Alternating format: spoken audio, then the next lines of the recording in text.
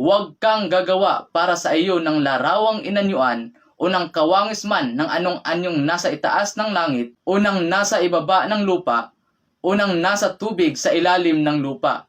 Huwag mong yoyokaran sila o paglingkuran man sila. Malinaw po ang utos ng Diyos dito na huwag gumawa ng anumang imahe kahit kawangis ng nasa langit man, nasa lupa man, at kahit nasa ilalim man ng dagat. Kasi kapag gagawa ka at lumuluhod ka sa kanila, ibig sabihin, nananalangin ka sa kanila. Lalo na kapag pinaglilingkuran mo sila, yan ay pagsamba sa kanila. Ayaw ng Diyos yon. Gaya halimbawa ng mga Israelita na gumawa ng gintong baka.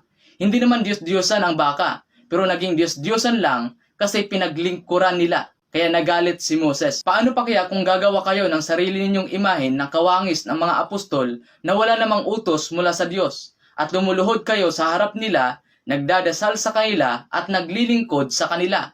Ayaw